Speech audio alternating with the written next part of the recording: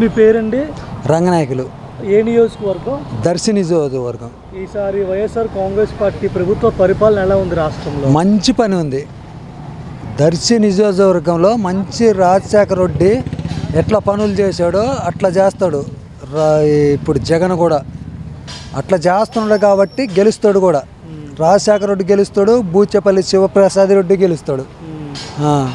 అంటే బూచేపల్లి శివప్రసాద్ రెడ్డి గెలుస్తారంటున్నారు కదా, దానికి అంత బలంగా ఎలా చెప్పగలుగుతున్నారు? మంచి పనులు చేసిన వాళ్ళని ఎప్పుడైనా బలంగా గెలుస్తాడని చెప్తున్నాను నేను. మంచి పనులు అంటే ఎట్లాంటి పనులు చేశాడు? చాలా పనులు చేశాడు. ఎవరికైనా బూచేపల్లి శివప్రసాద్ రెడ్డి చాలా పనులు చేశాడు.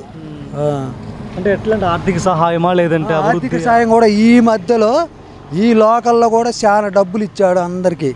మంచి పనులు చాలా చేస్తున్నాడు శివప్రసాద్ రెడ్డి. చారిటబుల్ ట్రస్ట్ కూడా ఉంది, అందువల్ల చాలా మందికి సహాయం చేస్తున్నారని కూడా చెప్తున్నారు. నిజమేనా అది? నిజమే సార్.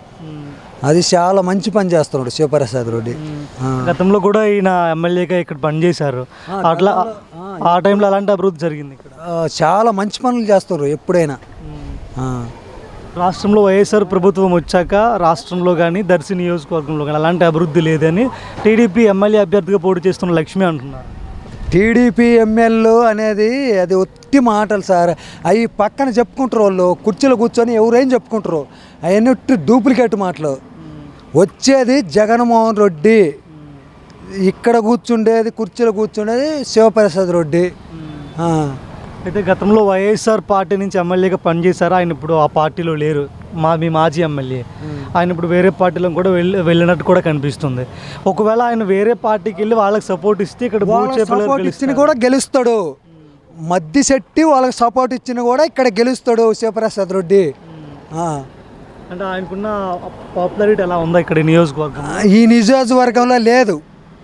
ఇక్కడ శివప్రసాద్ రెడ్డి చేస్తేనే వాళ్ళకి ఇచ్చిండ్రు కానీ లేకుంటే లేదు. మరి రాష్ట్రంలో ఏ ప్రభుత్వం వస్తే బాగుంటుంది అనుకుంటున్నారు ఎలక్షన్ల తర్వాత? జగన్మోహన్ రెడ్డి వస్తే బాగుంటుందని మేము అనుకుంటున్నాము. ఆయనతో అభివృద్ధి సాధ్యం.